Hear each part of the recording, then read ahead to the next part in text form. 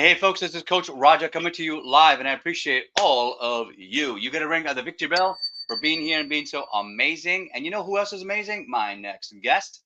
Let me tell you all about the amazing Ian Martin. He's a motivational speaker and leadership coach with over 25 years of experience spanning the government, private, and profit and the nonprofit sectors. Drawn from his diverse roles as an army medic, network controller, clergy leadership trainer, and certified coach, Ian empowers individuals and teams to embrace empathy, accountability, and personal growth. His dynamic workshops and keynotes inspire audiences to turn challenges into opportunities, building resilience and emotional intelligence. So, without any further delay, please welcome the one, the only, the one who went to school uphill in the snow without shoes, both ways, the one and only Ian Martin.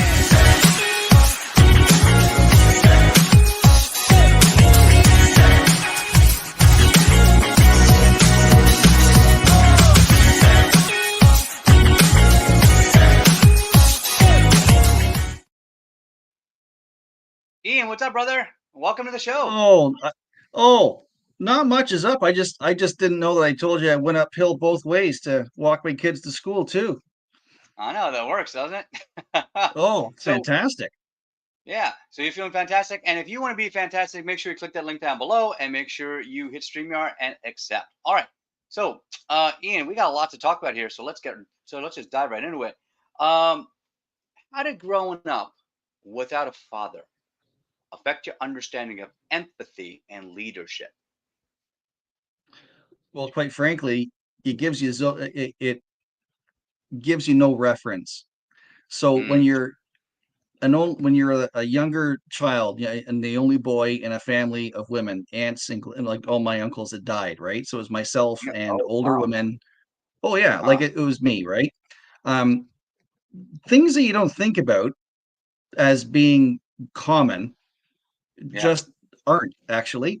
So you end up getting all of your messages from the world around you about what you're supposed to be like as a boy or man or whatever it is as a father. Yeah. Well, Mm-hmm. what happens when those messages don't really match up? For example, I was Yeah. told for years, boys don't cry.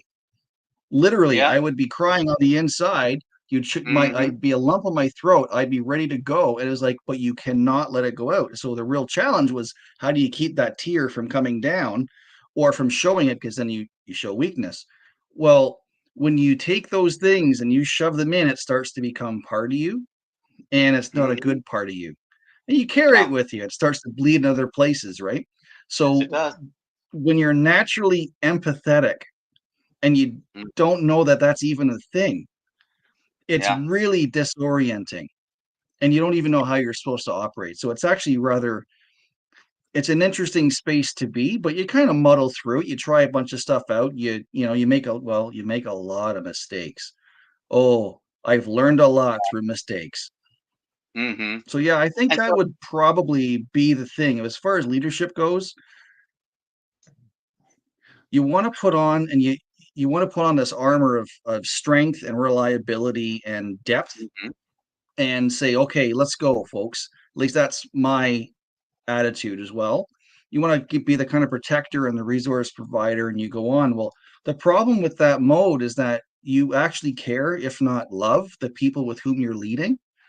yeah. And all of those emotions you start to absorb. And if you don't have a good way of processing them and putting them into an appropriate spot, they will eat you up.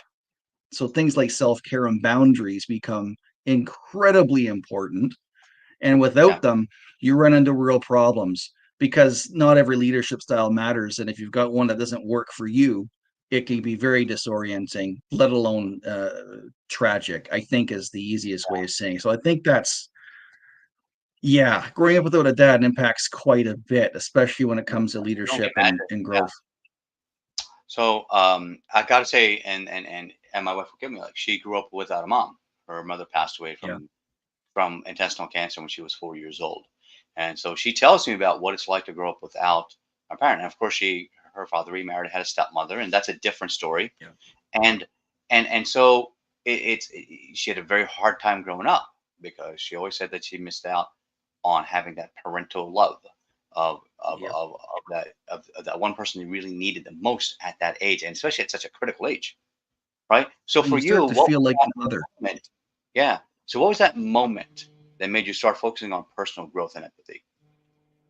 Oh, um, I would love to say there was one grand moment, but it Yeah. was more like a whole lot of pebbles that kind of build up Mm. and you kind of Yeah. gather them. So, like when I was in the military, one of the worst things you could have is a piece of sand in your shoe going on a march because that little piece of sand will rub Oh the bottom of your feet off. Well, when you get too many pieces of sand in your shoe, you have no choice but to stop and pull them out. And when you do that, you start to recognize, oh, I'm not in great shape. I shouldn't have to stop moving in that sort of space until you get to the point where you go, okay, I need to walk differently now, not just clean out the shoe. I need to walk differently. And that sort of becomes the space to say, how do you start to look at your own self instead of just pleasing the people around you or doing what you know is expected of you or you think is Yeah. expected and say, no, no, I can't do that anymore. And it's a Hmm. slower process to, for me anyways, to move in a different direction. I mean, I'm impatient to begin with, so I try and create false moments, but with something like this, I've Yeah. always need to have consistency and a bit of discipline to go with it for yourself. Hmm.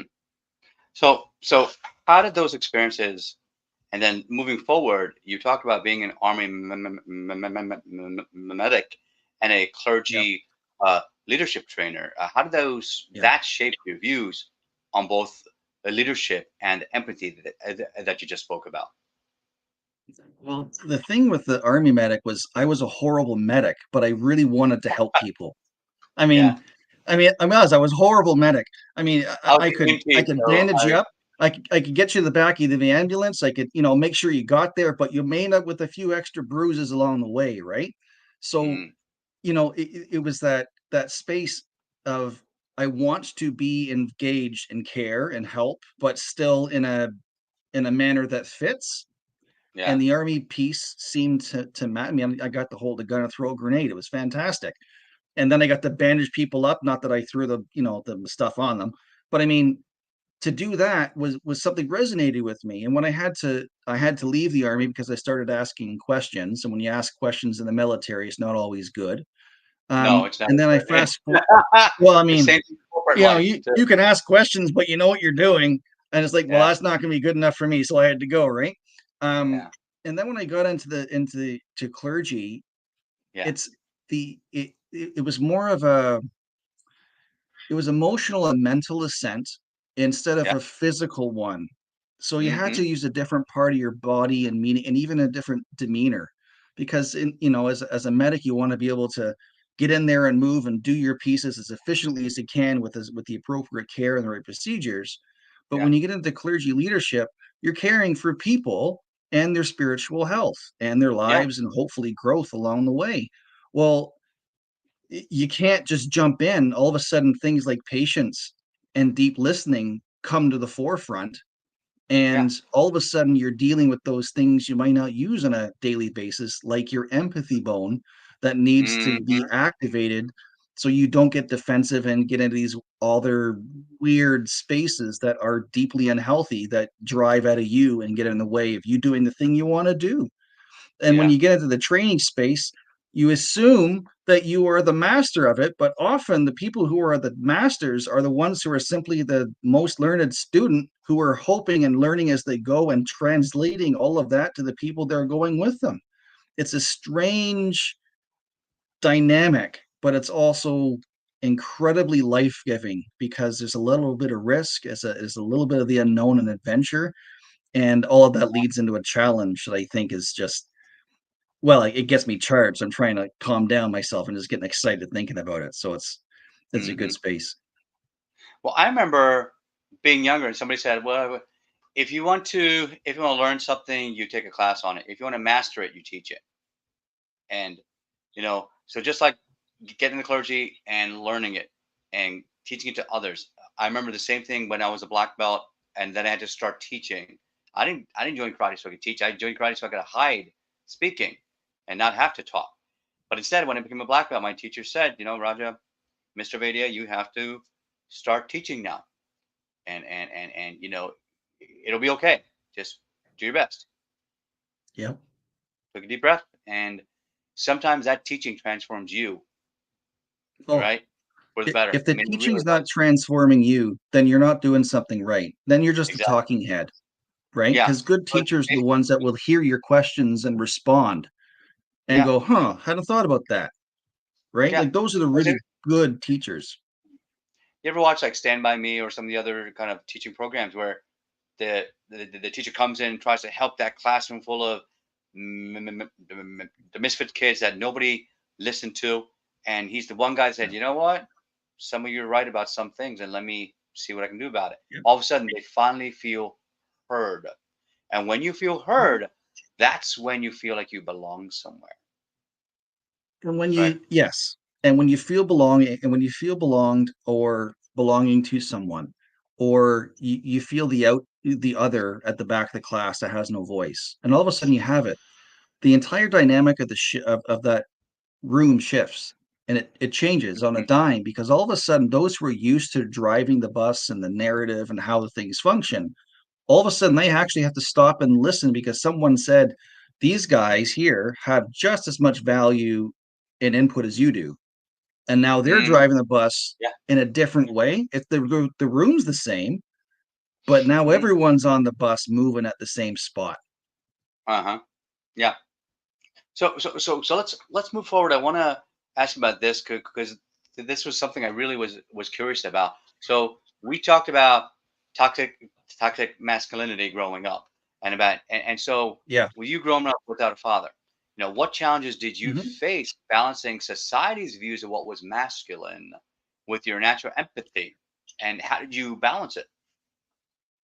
Oh, well, as a kid, you don't balance it. You just absorb and you build and you construct a self. I like to think of it as Frankensteining yourself together. You kind of take pieces of around that seem to work, that you kind of like, and you shove them together, and you kind of walk around with that little armor that you think is what you're supposed to do, and it doesn't. It just doesn't work. I mean, at some point, you have to start saying to yourself, I got to do this my own way, which is nerve wracking, Yeah, because now you don't know if you're making good or bad decisions. You don't know if it's right or wrong for you. And the stakes, because it's yourself, are yeah, even higher than if you go to yeah, Vegas and bet all on black or something, right? Like it's just you're dealing with yourself, which is inherently heavier. And it's actually the thing that I think many people want to avoid. Because if I have to go and re examine myself and my attitudes and beliefs, and then the ramifications of how I've treated people, I might not be able to live with the weight of that, let alone forgive myself or ask for forgiveness elsewhere. So it's a really hard space. And I would say that's actually a mark of courage and strength for someone to Mhm. go and say, I'm taking this space because it's better. It's inherently stronger and better to drop the old, which isn't working for me, and Yeah, embracing the unknown, which I believe is better. yeah. And so a lot of people don't realize that, you know, um, what this turns into is just a internal struggle to try to balance what society's expectations of you are Yeah. versus what you are living in your own reality. Excuse me. And so um, let's shift into what I call the softer side of series and really talk about more about who you are as a person. So kind of like speed dating here, like rapid fire questions. I want to know, like the audience always wants to know, as I always say, they're gonna connect with you because they like you as a person, because people join a person, Right. not a business, right? So um, growing up, like where did you grow up and how did you grow up? Because you said So I, you touched a little yeah, about being the only boy in a house full yeah, of lots of older sisters and women and how. yep. Mhm. So I grew up in Toronto, up in Canada, up here, suburban kid, Nice. largely unsupervised. So, I mean, most of my adolescent and teenage years was spent with me either on rollerblades, Yeah. skating literally 100 kilometers a day just because I could. And that was a way that I could put a lot of the angst literally into my feet. Whoa, I really? mean, oh yeah, Wow. no, I got my I would go through wheels every 2 weeks. Like I just Cool. go. But I was free. I could go anywhere I wanted, and I was free Yep. to go, and I was free to explore. But I couldn't take the stories home because then I would be liable for saying, "Where were you what were you doing, and how did you get there?" I mean, when you're unemployed and 13 and you're 50 kilometers away or 30 miles away from your house, and you're Yeah. walking to Taco Bell saying, "Can I have a cup of water?" And they give you a cup and say, "Fill it up," and of course you get Mountain Dew or something because you don't who's drinking water and you're 13. I mean, they know what's going on, but you figure it out and you go. And that's kind of how I kind of, if you're gonna have an adventure, go with it. Oh my God, that's Get fantastic. yourself Hey, in trouble and go home and that's say a, sorry. that cracks me up because like when I was a kid, when I was 8 years old, I learned to ride a bike, and I know what you mean about that's when I felt freedom for the first time. I said, Yeah, "Oh, I got a bike now." So my friends around the neighborhood, we would ride our bikes like all day. We'd ride around. We'd go into the parking lots and jump curbs, and we would try to make ramps in the woods and try to go places where we right. probably shouldn't have gone. And oh Yeah, my God, it was a blast. And I learned so many different things yeah, through that I would not have seen otherwise. Um, what about yeah. what was your favorite movie or film growing up that kind of inspired you or changed the way you think? Growing up, I gotta growing up, I didn't get to see a lot of movies. I Okay. was too busy playing hockey or soccer or something else like that, Okay. or high school prez. But one of my favorite movies, which I know is bad now because of one of the actors, but is The Usual Suspects. Oh yeah. Mm-hmm. The Usual That's great. Suspects, because I could watch that. You watch that the first time through, and you get your jaw drop, and then you watch Yeah. it a second time. You're like, I missed all these things, and then you can watch it a third time and go, I missed those things too. But like it's so much between that and Fight Club.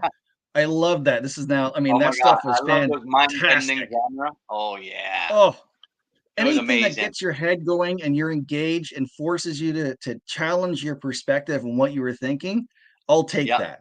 Just because it right. helps me reflect on where I am, what is going on there. Fantastic. What is your favorite music like or artists? What do you jam to? I'm more of a Earth, Wind, and Fire kind of guy. But quite Oh yeah, frankly, if it's got a good strong beat and a yeah. good voice, I'll listen to it. The old country stuff, I had to draw a line on, like 1950. Conway Twitty can stay where he was. I no. Um, but anything Down that's got a Denver, bit of man. like I'll take that like that stuff. Anything that's got a good beat, something you can kind of find yourself naturally, quietly moving to. I'll take that. Yeah. I can't dance to save my life, much to my wife's dismay. Mhm. However, if I can move around and do it, I'm gonna take it. So yeah, like Blue Suede, Hooked on a Gotcha. Feeling. I'll take. Let's go. Yeah, I'm good. Oh, good stuff. Yeah, yeah. What's a fun fact about you that maybe people don't know? I went bald when I was 21. Really? Yeah, Wow. I grew so fast. I went through my hair. Just grew That's right through the amazing. top of my head. It was gone. Oh yeah, I mean, Mhm. it was. I was thinning, and I was in the military, so I didn't really notice I had a buzz cut. But as soon as I went to grow it back, Yeah. there was a really smooth spot right back here, and it never Uh-huh. really filled back in. So I kind of grew it back to cover it up as you're not supposed to, but I did. And I was getting married to my wife, and I said, "Here, dear, why don't you put my hair in cornrows?" I mean, she's Jamaican, which is beautiful. And she went and said, "Okay." So she started to do it with her and her sister, and I got really thin hair to begin with, and they got three Three from my corner. entire head, rows one from here That's to here awesome. to the back, and Yeah. it stopped at that smooth spot. And then and she said, "You got to cut your hair. You just take it off." So I said, "Yep, all right. If I'm gonna be Yeah. bald, I'm gonna be." I'm going to go the Jean-Luc Picard style. Just take it all off and live like that. Beautiful, man. Hey, look at Vin Diesel. He's a pretty handsome guy, and he's bald. It's all good. There's plenty of people like, oh, you know what? Like I look like Samuel L. Jackson and other people that have gone bald that are just look good. Yeah. So, so what about what is your favorite food? I always love this question. Well, are desserts considered food? Or Yes. are we talking like, oh, well, there's too much to choose from because food's delicious. I know. I'm more of an emotional eater. One of the first things we do in the house in the morning is say, okay, what do you feel like eating? Not what are we going to eat? What do you feel like eating today? And I usually end up going and making it. But for what it's worth, a steak and Caesar salad and a good beer, I don't think you can go wrong with that. Gotcha. So you're the guy that you'd rather go to like Outback Steakhouse rather than anyplace else. Oh, yes. I mean, I have to be careful, but yes, of course. I mean, throw all the good fatty stuff on top of that, we'll take it. You got it. Okay, so hold on that thought. Hello, like Outback Steakhouse. Yeah, listen. Like, we need a palette of your best steaks over there. Steaks, potatoes, all the stuff that goes on top. Thanks. Bye. So that was totally my real legit call. And yes, of course. For you. So right now we're going to shift gears again. We're going to shift into our training segment, sponsor segment. And so last question for you. What do you want people to recall about you? A little bit of laughter, a lot of depth, and a whole lot of heart. I love it. If you're going to walk away knowing anything about me, that's what you're going to get. It doesn't matter if I'm working on a project with you, if I'm writing a grant or I'm talking or something. It doesn't matter. You're going to get my heart because that's where I'm best. Well, why would I give anything less than my best? Absolutely. All right. Thank you so much. You got to ring the Victor Bell. Those that are watching on the live, please give us some hearts and some thumbs up because you learned something, because we are always trying to create impact and trying to change the world. If you're watching on YouTube, make sure you like and subscribe because we want to share all this love with everybody else. We're going to send Ian to the green room with all that amazing food. Try to save me some, okay? You got it. All right. So while we're waiting for him to come back, make sure that you also know that as part of the show, we always have a sponsor of the week. Today, this sponsor of the week is going to be the amazing Talkadot. So if you have not used it yet, make sure you connect with them.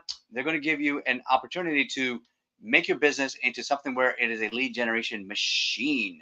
And we are looking for that link, and apparently it has moved. So wait, there it is. All right, so make sure you click that link below. It'll also be down in the show notes.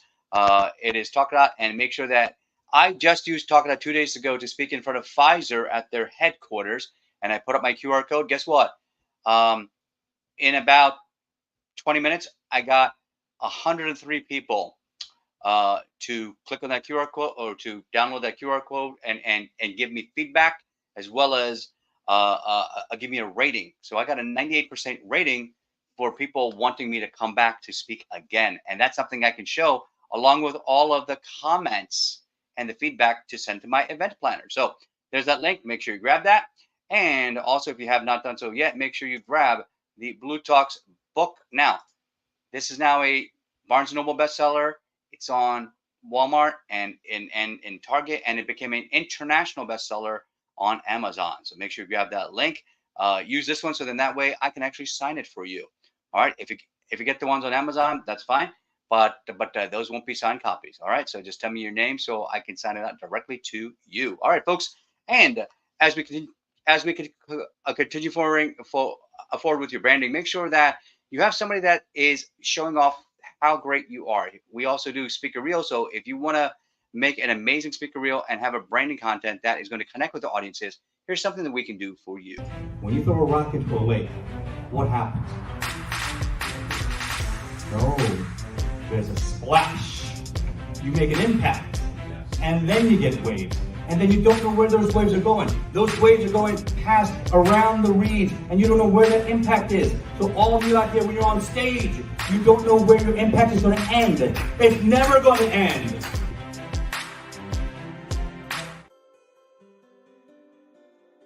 right, folks. So today for our 60-second mind shift, Ian was talking about the feeling of belonging. Now, I just gave a 45-minute keynote about DEI and about invisible disabilities that corporations may have a blind spot to. So when I raised my hand and asked about these things, did you realize this? A lot of hands went up that, oh, I didn't know. And think about that in your company, your corporation, your business, your team. Are there people around you who maybe don't feel seen? We need to shine a light on their invisible disabilities. We need to shine a light on making them feel included in not only in the conversation, but at the table. So for the longest time, Black people and women hit a glass ceiling in the corporate world. Things are changing now. And now, as most companies have been pressured, it's also realizing that the companies that do have a more diverse team are actually more profitable. Hence my keynote, why companies hire invisible disabilities to increase profitability. Because it's not about only the feel goods, it's about that is a better way to work for everyone around. Why do I always say that what I do here is a three-way win? Me, the host, and the audience. Why? Triple W's. Because then when we do that, everybody gets uplifted. So let's bring back Mr. Ian and find out if he saved me any food. Ian, welcome back. And how was all the food, my friend? Oh, it's great. Sorry, I just gotta get out of my beard. Great. So, what did you think about that 60-second mind shift, and what would you add to it? Oh, 60-second mind shift. To add into that, I don't know if there's much more to add into it. A lot of DEI is connected to empathy. And when this is almost like a little awakening that's happening around with people that it's okay to feel for someone. It's okay to deal with that and to connect with them on a personal level, not just through the internet. But I mean, when you actually show up and genuinely take an interest in someone and you quiet yourself and let the other drive the conversation, things change in ways that we can't imagine. And too often, at least in the corporations, we go in, we do our work, we go home, and we don't open ourselves up because we don't feel that it is open to be heard. Well, the minute that you are open to be heard and you have those spaces to create, the latent creativity, which drives productivity and profits, starts to be unleashed. Because now they're not afraid to say something and they want to run with it. And it might be in directions that you can't control necessarily, but boy, oh boy, everyone gets lifted out of it. I love it. Who loses? So down below us on the link, you'll see Ian's future book. It is in production right now, Wrestling with Empathy. It should come out on Amazon first. So as soon as we get those links, it'll be down there in the show notes. Make sure you grab that book, Wrestling with Empathy. And Ian, you've been such an amazing guest. I want to ask you one more question. If somebody gave you a blank check, what would you do? What's your grand vision to change the world? Grand vision would, quite frankly, be to, I don't know how you monetize it, but to drop everyone's defenses so that we could grow in ourselves and not be afraid to connect with the other person. When we're more connected, we all win. That's beautiful. I love it. Thank you so much, Ian. This is Coach Raja, and as always, don't fake it till you make it, believe it, and become it. And we will see you all on the next show. Fantastic. Bye-bye.